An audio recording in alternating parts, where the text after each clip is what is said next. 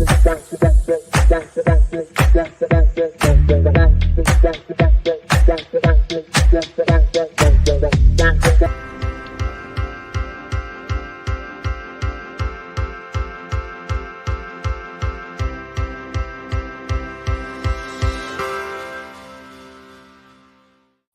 it's November and it's Spirit Sessions, A View of the Light, coming to you on episode 45. And we have a wonderful guest to wrap up our season with. We will have one more show before we take a little bit of a break for the holiday season and recoup and get our internets fixed and get our schedules aligned and clean up all our clutter in our lives. And then we will be back. And we will give you more information next week about that. But in the meantime, we have Sara with us, and she will embolden us to go forth in the next chapter of our lives. And we really want you to share this out, let us out. And just to let you know, we will still be broadcasting some of our favorites every Sunday, or be putting you towards some of our favorites every Sunday, where you can go and replay them on our YouTube channel and head you in that direction. So you can go right to our YouTube channel or our podcast and listen to them, because we have so many wonderful guests over the last few years and over the past years that we think are worthy of repeats for our season. Meanwhile, my co-host Teresa Warren is here, and she has a wonderful transformational reading that she's doing this week for you guys. Check out our webpage and our Facebook page to find that and get in contact with Teresa, because she needs new brakes on her car. Yay, because everybody needs some brakes sometime. And also, we just want you to know. I tried turning up the radio and it didn't work. The brakes still made that grinding sound. Yeah, I know. Isn't it a pain in the butt? I hate car stuff. I've got my snow tires on, so I'm all ready.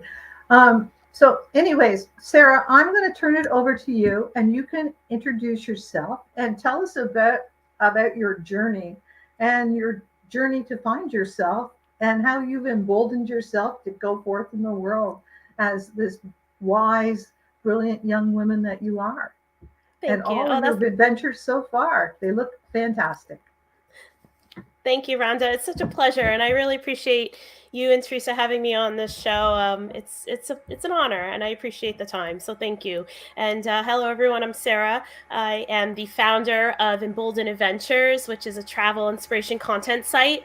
And I have a pretty interesting story, I think. I've seen the world many, many times over. Been to over 42 countries, from the depths of the oceans, the tops of the mountains, and the megalithic, and everywhere else in between. And I think today's episode, as we want to talk about, is my story of transformation with working with Mama Ayahuasca. She is a spirit that embodies the ayahuasca vine and part of the psychedelic brew that is a ceremonial medicine the Shipibo shamans in the Amazon rainforest have been using for many, many years to heal and to seek within, and to use as a mirror for understanding self, and really having some personal breakthroughs. So I'll be happy to speak today about that experience. It is also part of the book that I'm writing, and it's almost out. It'll be out in 2024, about my 5-week adventure around the world. And part of this story is my delve with my work with Mama Ayahuasca, the psychedelic, and how it's really transformed my life on returning home to New York City. That sounds like that's a very brave thing to do. Even just to travel the world as a woman is a brave thing to do, because it sounds really 18th century, but it's still not a perfectly normal thing to do yet, is it? It's not normalized. Like when you're a woman traveling alone, you are, you have to be brave to do it. That's all I could say. Emboldened. Yes. Emboldened. I think that is the word. So what started you? What actually started you? What gave you that, I'd have to go do this? Ayahuasca or travel in general? Travel in general. Like that's an eye-opening thing by itself. I know. I think the world's a beautiful place to see, and the more you do it, the more you want to do it. They say you get bitten by the travel bug for a reason. And so for me, I was saying earlier on a podcast with Jessica Duga, who we both know very well. One of the reasons why I got to traveling was because of my love of scuba diving, my love of the ocean. And as I, began to become scuba certified and started to see the world underwater, the world opened up above water to me as well. And, after getting on the dive boat and getting my dives in, I would add on a trip on land and get to see the world that way too. So the more and more I did it, the more and more I wanted to see. And it just kept going. And it also, too, was my kind of elixir, my medicine in some ways, because for 20 years of my life, I I worked a pretty intense kind of career. I worked on Wall Street, I worked in private equity, I worked in renewable energy, and I grew that career to the tune of closing $12 billion of deals. And I hit a bit of a brick wall when just a few years back. And that brick wall helped me to kind of transform my life in a way of surrendering. But I didn't have the tools to do that until I really started traveling. And the travel was kind of my medicine, as I mentioned, to help me break apart the pressures and that being on that kind of hamster wheel. It was my ability to kind of connect with self, to kind of reset. It was great mental health in a lot of ways, being underwater and kind of seeing the world and being kind of disconnected from the day-to-day grind. So for me, travel was a very important thing for my mental health. And then, as I unlocked the secrets in my own kind of discovery, it helped me to kind of propel me forward to change my life for good. Yeah, it's like going into a sensory deprivation tank, but with your eyes wide open. It's a wonderful world underwater. I mean, I've only snorkeled, so I don't know I don't know if I could scuba dive, but it's certainly a different world underneath. And being in that world underneath, you realize how much you're missing because the world is 75% underwater. So what else are you missing above if you're missing all that below, right? So I understand the travel bug. I think I caught that in my early 40s as well. And I feel it. I haven't been all over the world, but I've been all over Canada, which is a big portion of the world for me. But it's certainly opened my eyes because even in our country, there's so many different places to see, and it's a wonderful, so many different cultures. You wouldn't think so, but every place you go, it's a bit different. So, what was your first adventure, and what stuck out there that decided that now I'm going to have to do something a little bit more? Well, my first adventure was a while ago when I was a child, and we got to go to the Caribbean, which was really nice. And that's when I first had my taste of scuba diving. It was a resort opportunity, but I really didn't have the tools and the skill set. I was about maybe, I don't know, 15 or so. And I had an accident scuba diving. I ruptured my eardrum. Or maybe I ruptured my blood vessels in my ears, but either way, it was pretty serious, and I had to kind of sit out for a little bit. But that didn't deter me because eventually I got back in the water years and years later to go scuba diving with the whale sharks in the Georgia Aquarium. And since then, it opened my eyes to, as you mentioned, Rhonda, the beautiful underwater world, and I've gotten to see so many gorgeous things under there, great white sharks and dolphins and, mola mola sunfish and penguins and Oh, penguins, that's beautiful. so cool. Oh, it was so cool. They swim so fast underwater, and the water was freezing. It was like in the 50s, shivering kind of levels. And those marine iguanas that like to eat algae on the rocks. So Cool. there's so much to see underwater, and there's so many beautiful elixir properties to seawater, that have kind of a beautiful a medicine for your soul in the sense of electromagnetic properties and minerals, and being able to neutrally buoyant and be floating. And quite frankly, a lot of my I guess gifts or things I'm trying to kind of build in terms of like a spiritual kind of perspective had to do with diving, because you're underwater, you're neutrally buoyant, you're almost like in this meditative state, and you're almost in this like state of telepathy, if you will, where you start to kind of understand the world through your third eye or your senses that are beyond the five senses. And especially my brother was my dive buddy, and just knowing that he was trying to get my attention without hearing him or without seeing him, just having a knowing and looking around and saying, okay, he was trying to get my attention. I just had that sixth sense. Same goes for the underwater world. I had the opportunity, I feel in my heart of hearts, I was able to connect with God through the eye of a manta ray when I was diving. And the story goes, and I'm putting this in my book because it's all interconnected. And the story that I'm writing about is my awareness and kind of unlocking the power of divinity through nature and through the patterns. It's all interconnected. And in this case, I saw this manta ray, this beautiful creature. The eye was the size of an eye of a cow, and it's very angelic. It kind of floats and just hovers. And here we are in the coral reefs and what they refer to as a cleaning station. And this manta ray was hovering over this cleaning station, waiting for fish to pick off the various, whatever parasites and other sort of things that are on its skin as it came up from the depths of the ocean. And it also likes the bubbles from our, regulators. We're holding on to the reef, watching this show happen from this beautiful manta ray. It's getting tickled by our bubbles. So it was very happy to be like in our presence and not scared at all. And here I am with my mask looking at this manta ray, and I smile. You could see my eyes crinkle through the mask. And I watched this manta ray. Its eyes were kind of on the side of its head. Its eye crinkled back at me as if it was returning a smile. And in that moment, it just zinged my heart. I was so taken aback by the power of this connection. It was a heartfelt connection. I can't explain it otherwise, but I felt I connected with this beautiful creature that was a manta ray. And it was so powerful emotionally that I started sobbing underwater. I was hyperventilating with my regulator and tears were streaming into my mask. And I just was so overwhelmed and verklempt, if you will, overcome with emotion.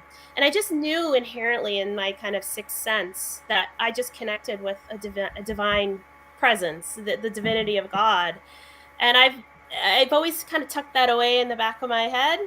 And, as I'm now embarking on this next kind of level of awakening and spiritual discovery, with Mama Ayahuasca, I see that to me was like a really true moment of knowing that there's more that meets the eye, and we have to continue to discover and learn and connect with self. And places like the ocean, places in nature really can help, you propel forward in that discovery for yourself. It's interesting when you started and talked about the elixir that you're in.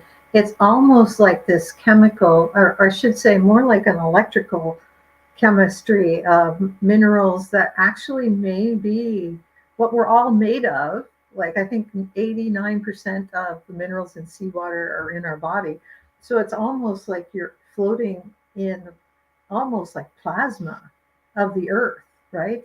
And so you would be more connected, just electrically conductive plasma that would foster those feelings. It's so cool. And knowing that creatures like divinity lives in every creature and every living thing, there's a spark there. That's so awesome. So from the sea to ayahuasca, how did you get there? That's how did you even find out about ayahuasca? Because me being just a newbie to this stuff, or just learning about it since I've been on spirit sessions, really, I didn't even know it existed, and I didn't even know to what depths it can be used. So tell us a bit about that. Oh, it's a beautiful story. How did I find out about it? It found me. Okay. And they say you answer the call. And so for me, I had no choice but to answer the call. How I start my story, my book that will be coming out in 2024 is just that. How here I am in the end of 2019, you know, working literally on Wall Street, downtown Manhattan. You know, I'm in my job. I'm in, you know, kind of walking around in high heels and my designer bag, and going to get lunch downtown New York, right near where the Federal Reserve is. And my old coworker in the New Jersey office calls me and says, "Hey, did you hear the layoffs are coming?" And I didn't believe, yeah, no, I'm not going to get laid off. I'm fine. You know, I'm in a good situation. My team's fine. You know, we're good. I'm not concerned.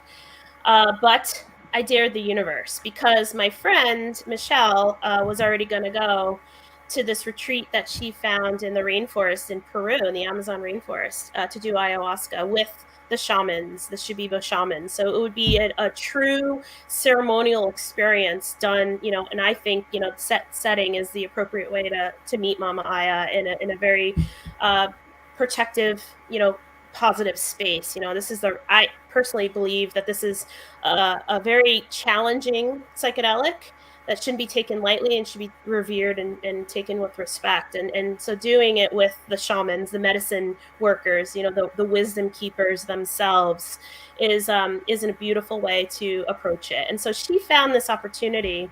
I knew a little bit about ayahuasca here and there. You know, my 20-year plus career was peppered with layoffs and, you know, firings and being out of work. And so in those moments of job insecurity, my spiritual kind of awakening was growing and growing pretty rapidly in those times. And so, you know, Aya was something that was sort of on my radar, but, you know, just like you, Rhonda, didn't really know a lot about it.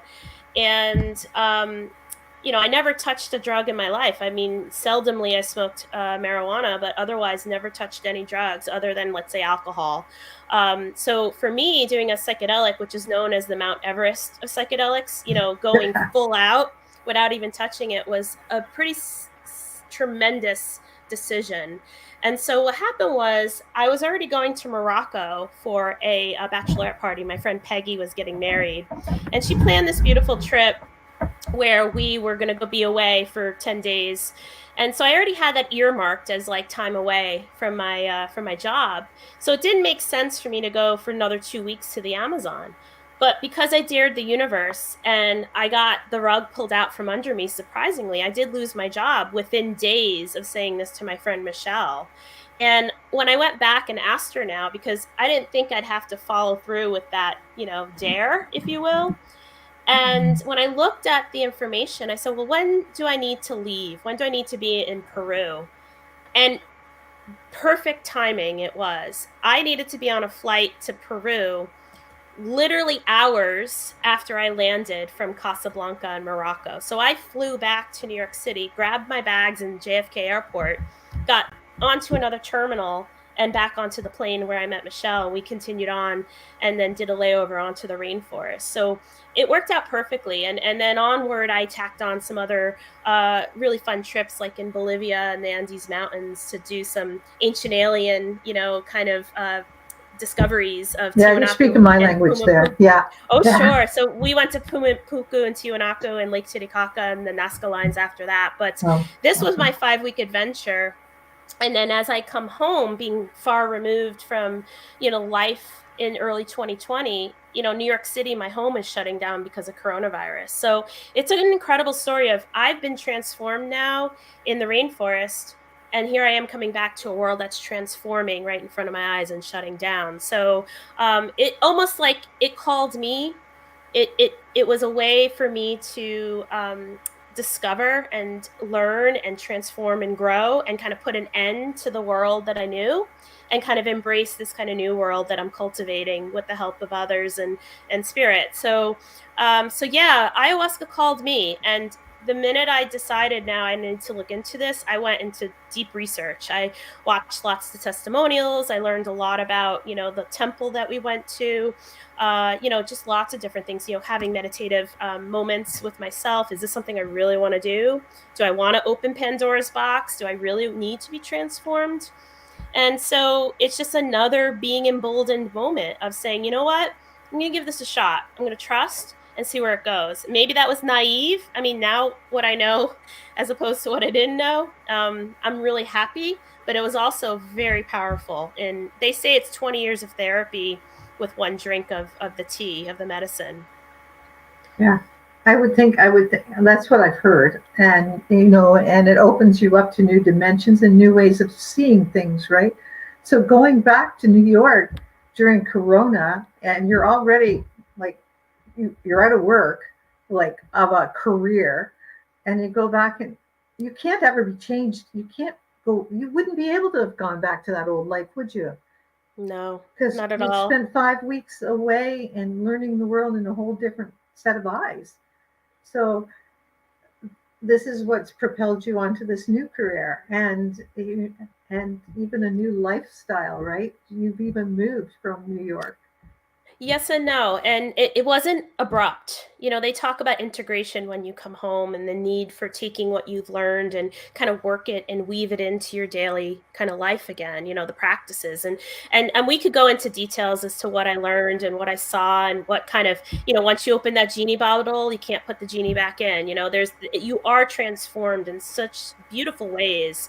But it's subtle too. It wasn't immediate. I came back to New York City. I actually had another job. But it took me a year and a half to finally hit that surrender point, as things were unfolding and things just didn't feel right. I was now becoming a square peg in a round hole, and I wasn't fitting into the world I left.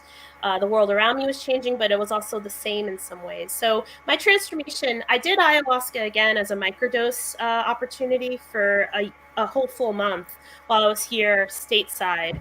And so that added to my story of the 7 ceremonies I did for 2 weeks with the Shipibo shamans in the rainforest. It was a virtual group with a shaman who oversaw it, and again, holding a sacred space. But that also was kind of like the additional elixir to help embolden me to recognize that this world that I'm in isn't working for me anymore. It doesn't feel right. It's not kind of jiving. It doesn't make me happy. And so there was a moment where I just quit cold turkey. And there was a moment that propelled me to quit, actually. It wasn't a very easy decision, but it felt like I had no choice. And at that point, I went on many adventures. I worked with priestesses and wolves and medicine men, and I went out west. I worked with a white buffalo woman in Stamford, Connecticut, and channeled with her.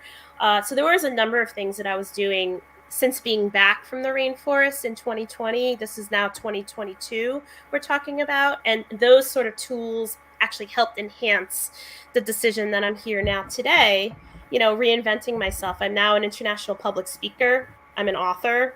I'm a travel storyteller. I'm really enhancing my Embolden Adventures brand. And I'm taking all the experiences I've had in being this kind of executive all these years in the financial world and the renewable energy world and applying it in a way that feels right for me. Rather than working for the institution, I'm working for myself. And it feels so much better. I'm so excited. It's happy. Like, for instance, last night I was up till 1:30 in the morning making edits to a video I want to put on YouTube when I was out in North Dakota this past July for the Indian Horse Relay with MHA Nation Tourism. And so things like that, I'd rather be doing this than working, in a pressure situation for a thankless job, for a paycheck. Those Right. days are done and that ship sailed. Yeah. Patty says, "Girl, you are my idol." She wants to also know, and I think we're all curious, those who haven't done it and don't feel emboldened enough yet to do it. What is ayahuasca like? Like, what happens? We've heard some good stories and we've heard some not so good stories.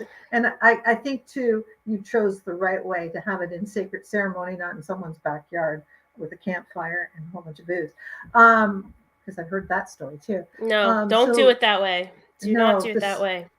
So tell us what the ceremony's like and what you felt and what you saw, and maybe just little glimpses, just a little Reader's Digest condensed version of it. So. Of course, and then you could read my book and go into the details, because I'm very descriptive with the language. Because as an author, I'm a first-time author, but I'm realizing that, how do you feel? How does it look? And to try to translate something that's basically in your mind, right? How do you describe something that only you know?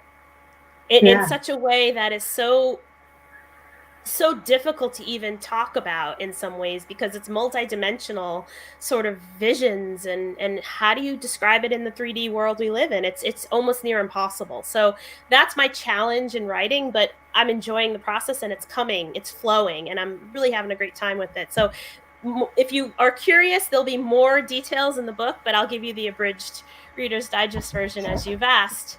And so the ceremony, they say ayahuasca is actually the needle, the injector, and the Icaros are the real medicine.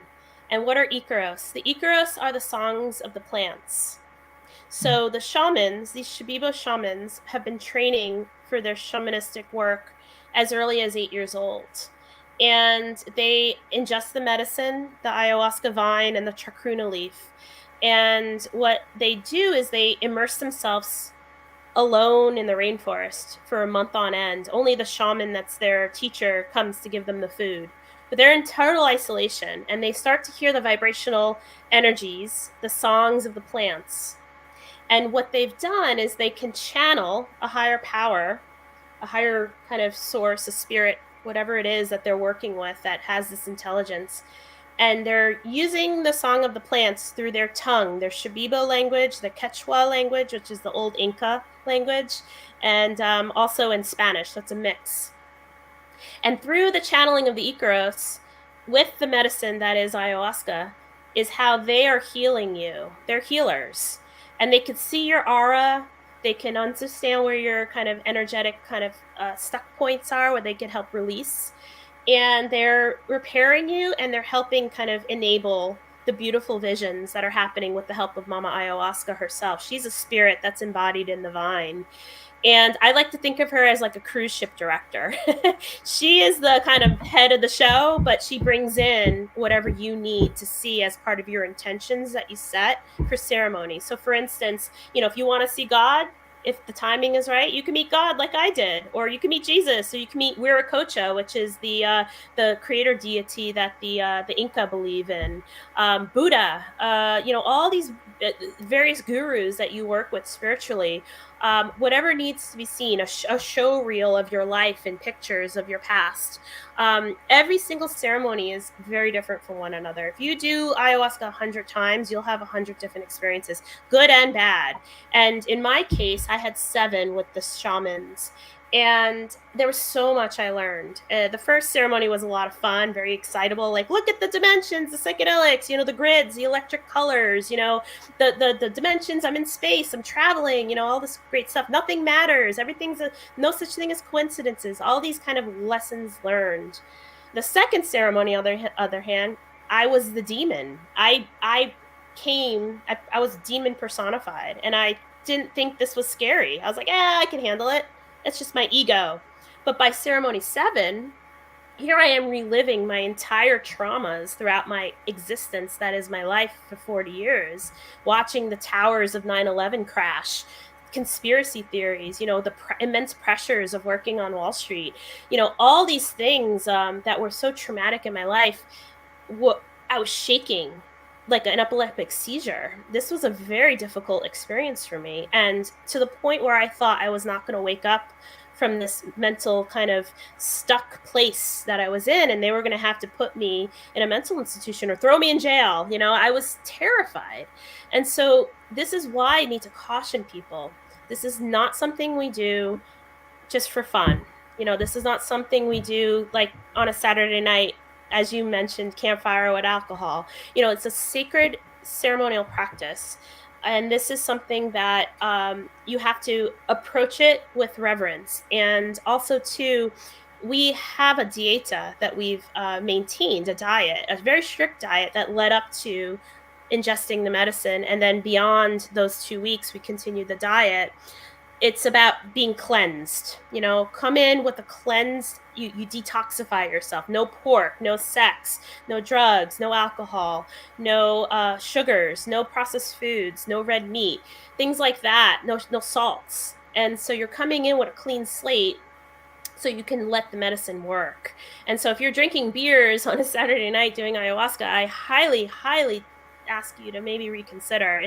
There's reasons why people approach this with reverence. It's a time-tested traditional lineage of medicines, and partly why the shamans are doing this. I couldn't understand, why am I here? Why am I doing this? This seems like an interesting experience, but usually people who are coming here to temple are looking to need help with, addictions they can't break, drug addictions and otherwise, or deep, deep, serious traumas in their life. And here I am going, okay, I'm here.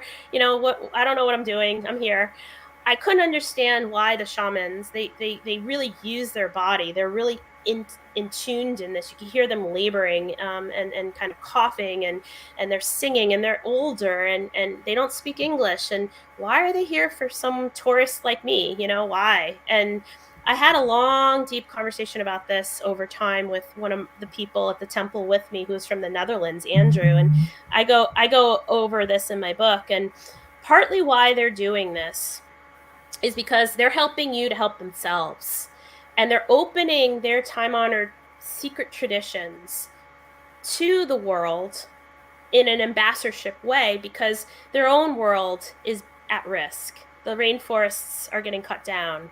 The other communities are infringing on their land. There's conflicts, with the oil companies, the petroleum companies. They're having trouble in their own right now. And so by them helping us, they're helping themselves to get the word out about protecting nature. It's their principle called Ayini, Ayni. It's reciprocity. Everything's all connected. It's all cyclical. So if you cut down the rainforest, the world's going to suffer. You cut down their home, you ruin their home, the rest of the world is going to be harmed. So they're practicing what they preach locally as a community, as a tribe, as indigenous ways that are time honored for so long. Let's open our medicine practice so the rest of the world can heal too, because we're all interconnected. And that's really the thesis of my book. Oh, wow. That's incredible. And you did more ayahuasca and microdoses. Was that part of your 7, or was that you did 7 full ceremonies and then you did the microdosing later? Correct. 7 full ceremonies here in the rainforest. And then I did a microdosing opportunity over the course of a month here on the East Coast, here. And it was done again with a reverence, a time-honored tradition. And, the people that they, they kind of screen, right? It's not anybody. It's people who have done it before, people who understand the power of this and take this sacredly. And so, again, the medicine calls you. You don't seek it. But if you hold space for, adventure, transformation, opportunity for growth, the void gets filled. It finds you. So it just was a series of coincidences. And for me, now I see from ceremony 1, there's no such thing as coincidences. It all is a path, an unfolding path for you. And signs are there to show you that you're on the right path. Keep going. It's not a fortune teller, but it's just another wink. I think today's the New York City Marathon. I think of it like this. I ran the marathon years and years ago. And when people have signs, cheering you on, come on, runner, go. That's how I think of signs from the universe. I'm cheering you on from the sidelines. Keep going. One more step, one more mile. So, when the signs start to appear, you pay attention. When the coincidences are there, you're like, wait a minute, synchronicity, it's real. It's the connection that wants you to wake up and listen. Trust your heart. Don't trust the outside world. Don't trust the naysayer. Don't trust the institutionalized thought, the dogma of religion, whatever it is. The real answer, what I learned, one of the big takeaways was I was able to clear the in-between, the third party between me and the divinity, and knowing how to really understand within, which is why I was enabled to take the big leap to say, I'm done. I'm walking away. And I'm going to go jump in, and this feels right, and I'm going to see where it leads me. Wow, that's incredible. And I mean, yeah, not all are called and not all are chosen, but obviously you were called and chosen. And so you're the new ayahuasca branch division in North America ambassador, I would say, right? That's how you probably feel. Like this is not for everybody, but if you want it, it's I am so glad you've explained it in the way you did. I think it will help a lot of people. I know there's lots of people who are using other plant medicines like psychedelic mushrooms to do similar things in a different way. but I think they have their validity too.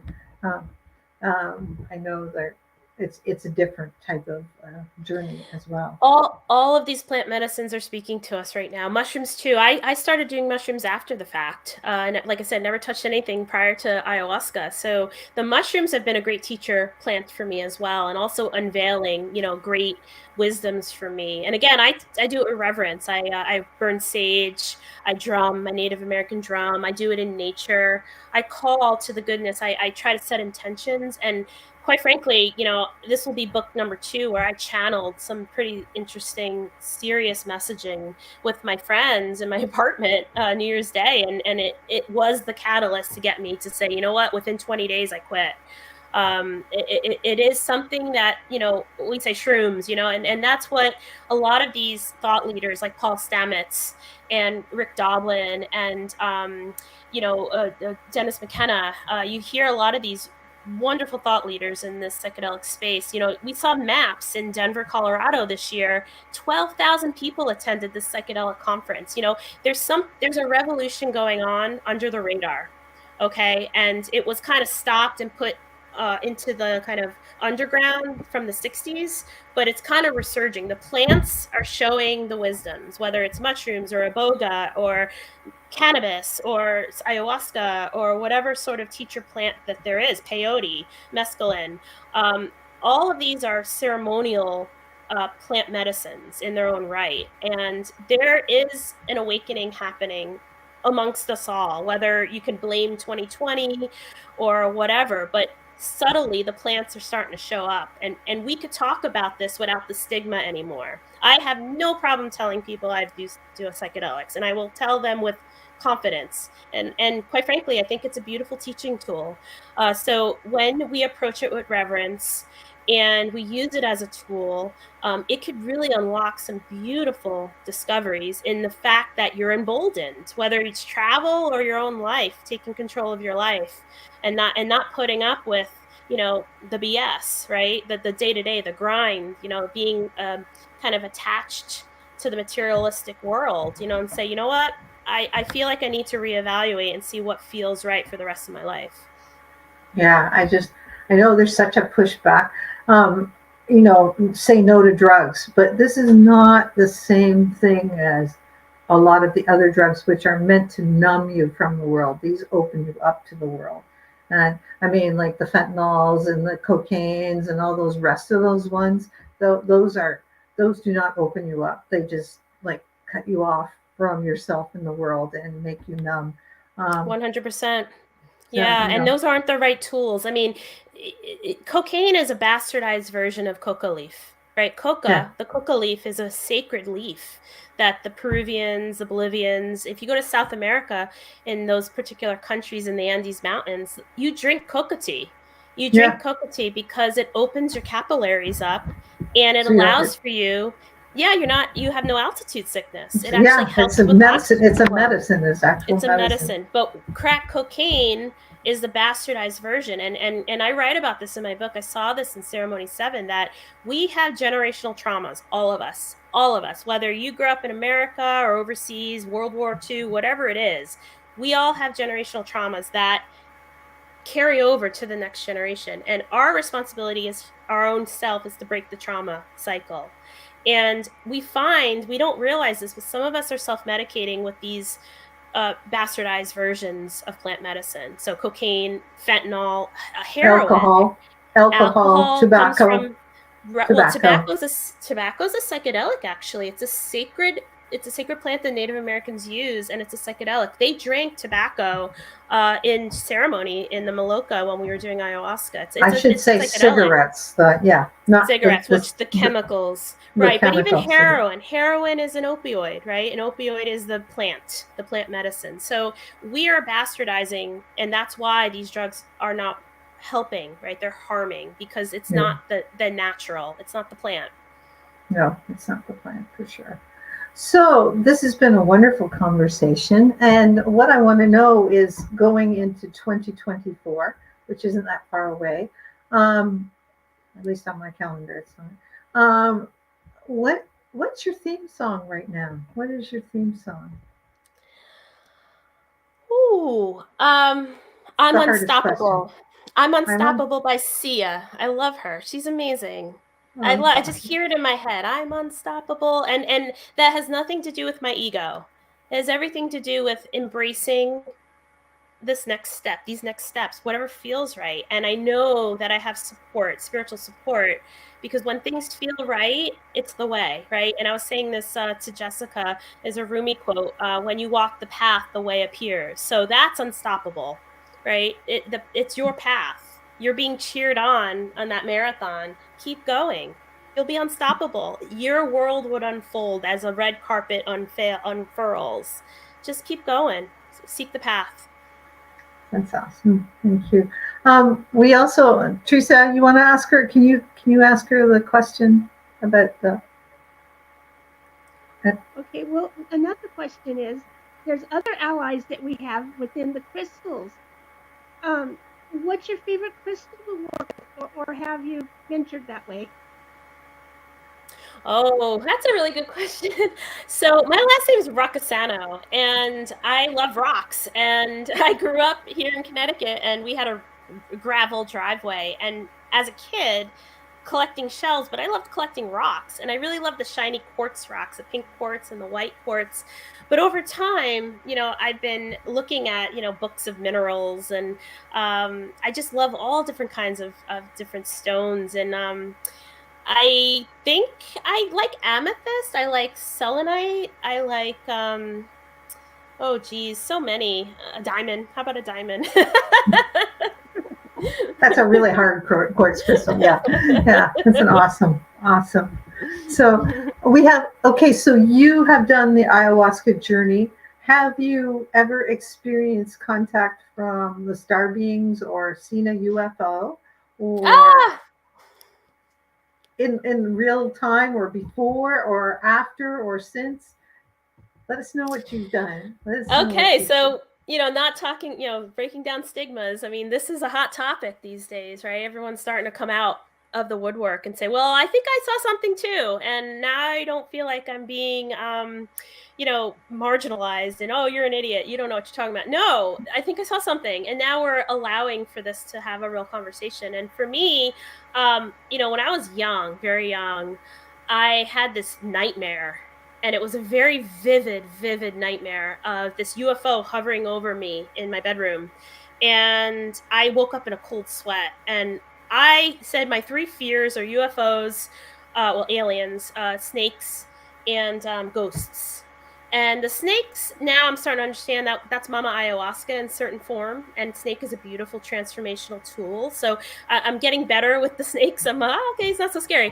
UFOs are the same thing. And my cousin Vincenza and Robert and I, we were having a campfire last summer, and we think we saw something materialize over that same exact spot in my dream, where I saw in my dream the UFO.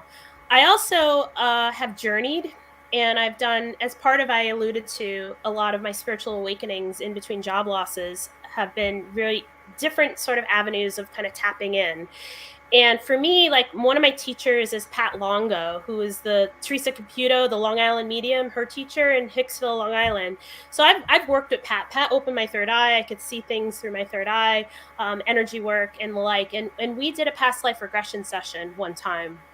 I've also done them plenty of times with Dr. Brian Weiss at the Javits Center in New York City. And that's one of the stories of coincidences that got me to the rainforest, actually. And I write about that in the book. But when doing the work with Pat Longo, I saw an alien, a very, very tall one, because I couldn't go into the past life. I was resisting. I found myself hovering in the sky, in the solar system, in the dark, and just seeing the stars and Earth from afar. And I couldn't go further because I was resisting. And this tall creature looking thing, it was an alien. You could tell it had like the curved head and the 2 brains and a very high collar that was iridescent, and long nails, long arms, very translucent skin, like the color of a moonstone, that opal look, and a beautiful robe. And it had no smile. Its lips were very thin. And I kept saying, I'm afraid, I'm scared, I just need a hug. And he came, and embraced me. And next thing I know, whoosh, I went into my first ever past life regression vision as if I was living in that moment. So those are examples. I do know that the entities are there. I see them when I do mushrooms. I see actually the remnants of like a beautiful starship and like the kind of geometric kind of shaping of the architecture. So a lot of my travels lately have been to the megalithic, Easter Island, Stonehenge, as we mentioned before, Tiwanaku and Pumapuku. And what part of my story of surrender, I mentioned I kind of stepped away and went on these adventures. I went to Teotihuacan in Mexico with the shamans, Don Miguel Ruiz and Jose Ruiz, who are the sons of Don Miguel Ruiz, who wrote the Four Agreements. Four Agreements, yeah. Yeah, cool. So his two sons are now taking on these sort of retreats and kind of lessons and teachings. And so I got to go, and they set it in Teotihuacan, the pyramids outside Mexico City. And it was a beautiful experience. You know, Don Jose and I did a bunch of journeying, and we went to the Temple of Quetzalcoatl, and, you know, we did hot air balloons over the pyramids. And that sort of architecture, if you Google it and you see, it's kind of like geometric, right? It's rock, it's pyramids. All those sort of structures come through in my mushroom visions. Oh, and so, yeah, and so it's very interesting. And so, like, when you start to see, like, I'll show you, I don't know, these are the psychedelic visions, the Icaros that they patterned for psychedelics. And this is for the ayahuasca. We could talk a little bit about that. But this sort of kind of design, you know, like you'll see in like Chichen Itza, the Mayans, the Aztec, Machu Picchu, the Inca, there's a distinct sort of kind of artistry of it, right? And it's very kind of rock, it's edgy, it's like pyramidy, you know? You see all that in psychedelic vision. So you can't help but ask yourself, what were they doing with the plant medicines back then to be so revered for this higher consciousness, higher power, you know, this intelligence, this advanced civilization, that they're now creating the pyramids? Or who did create them? These are the mysteries that I think all of us are starting to really ask ourselves out loud. And I think there's a lot of great intelligence, and you will find the answers more or less when you start to travel and you start to ask people. You know, when we go to South America and we ask the questions, people are very open to say, oh yeah, I saw an alien. Oh yeah, I saw a UFO. I saw it last week. You know, they're very open about it. It's like very matter of fact for them. And yeah, if you guys are up for it, if you go on TikTok, I listen to Bashar, the alien channeler, #Bashar. Like, he's got a lot of wisdoms. I'm like, everything he's saying is exactly what I learned from ayahuasca. So here are these independent sources, if you will, that are coming in. And in my case, with the ceremonies, this was just me in my mind. So how am I reaching these conclusions if I'm now hearing them again elsewhere in other kind of realms? To me, that's how we understand things better. By asking this is the way the disclosure is happening. It's not like somebody writes a bill and says, okay, now we will acknowledge everything you already know. And there'll be mass panic on the streets. Everybody knows it. Everyone knows it. Well, most people know it. Hey, Teresa, yeah, we all know it. Which I said, Jessica says, I believe only Sarah can take us on a psychological journey with actually taking a psychedelics. True, Jessica. I'm feeling like, you know, me being Miss Straight Lace who grew pot in her yard, never took it, would be able to, because it's legal up here, just letting you know. I know, you Canadians got it right. By the way, I grow it in my garden because I could. Yeah. Oh, I know. Those are in my, always have had sort of those patterns in my third eye when I do shit.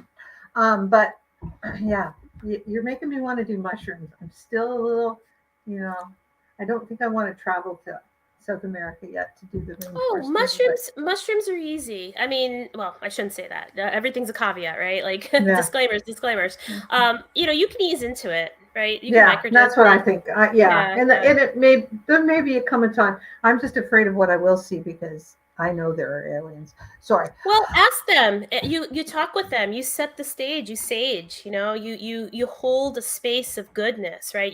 That's why when you work with the shamans, they're holding the maloka, the ceremonial space. It's a protective space. Absolutely. Only good is coming here. And that's what Pat Longo taught me. Like, a lot of people come to her, they see ghosts, they see apparitions, they see like the demons. And you have power as a human being more so than the spirit. You say, listen, no, here's my boundary. You cannot cross it. And if you're stern with them, no, the answer is no. I'm holding space, no bad energy. Here it is. Yeah, and that's what I say when I do healing all the time. Nobody except for the higher vibration can be here. And that's what I actually, I'm, not always remembering. So I just let my guardian angel do that. Like, you set the boundaries, you make sure they're all firm, and you make sure the walls are up, because that's your job. Thank you. But yeah, I know it's been fascinating talking to you, and I'm so excited to see your new book out. Hopefully you're doing an Audible version. Yeah, I am. Yeah. Oh, awesome. Because that's where I love listening to someone tell me the story, because I see the pictures and it's like watching a show. Patty says she agrees. She's straight-laced, and she's from the South. I'm straight-laced, a little marijuana here and there. I did mushrooms as a teenager, but not since. Yeah. Well, it's a whole new process. And there's lots of new therapies out there for people that are stuck in traumas, and even ketamine. I know now it's becoming a therapy as well in our area, or different doctors are using it. And there's a lot of pushback from the establishment on that, because there's not too many drug companies sponsoring them. So that's the big thing, right? Yeah, and that's the scary thing when the pharmaceutical industry wants to get in on this. There's going to be some trouble with it, right? It becomes synthesized. It's synthetic now. It's controlled, right? It becomes laws again, and it's like, no. Again, that goes back to what I was saying. That third party getting in the way between you and divinity. That feels that feels a very boundary cross. It's like, no, I want to do it with the Wisdom Keepers, not the Pfizer CEO.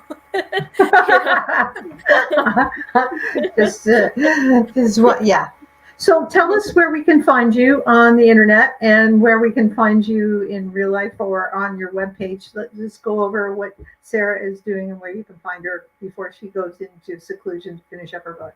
Yeah, finish up my book. I got to focus. Embolden Adventures. I put it down here, emboldenadventures.com.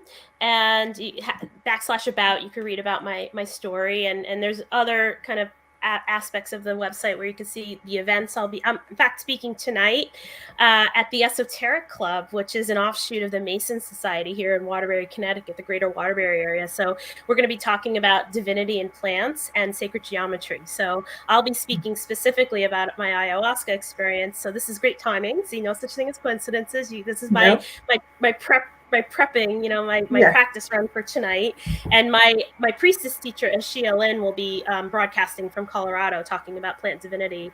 And so events, you'll see me upcoming events. I have something virtually coming up on the 8th of December. You could also find me on social media. So all the various channels, Facebook, Instagram, TikTok, YouTube. And then you could subscribe to the newsletter. You could hear about when my book's coming out, which is next year, 2024. Very excited about that. And then book number 2, as I mentioned, is in the works, and that will come out as soon as I can get it out. That sounds awesome. Thank you so much for being with us today. We are so excited to hear about your book. And once you get your book out, then we'll invite you back. Yeah, contact us and let us know when you want to put us on your tour link, because we plan to be back in 2024. That's our plan. And once we get our shit sorted out, everything's back, because Spirit Sessions, we feel like, this is our baby, right, Teresa? This is more like our baby. We launch it out to learn. We launch it out to share the information out in our world. That's kind of our mission. Our mission is to share people like you, different healing journeys, different ways of doing things, and just have information to open up the world to the other part of the world that you don't see on traditional news. And we find that providing that service, we open up people's lives to other alternative ways of thinking and being and doing. And if you can do it, so can we, right? That's the thing. So thanks for being a trailblazer, and thanks for sharing your mission. Thank That's you. And thank you awesome. for the good work you're doing, because you're right. It's great to see alternative ideas and really kind of break down those stigmas, right? We could talk openly about this stuff. Why not? Why not? Thank you. Thank you. Teresa, you got anything to say before you go? I know you've been, no, we're going to get your internet fixed between now and then, right, Teresa? Yeah. Awesome. Yeah. Okay. Thank you. Thank you. See It's a you. pleasure. Have a great rest of your weekend. Thanks. Bye.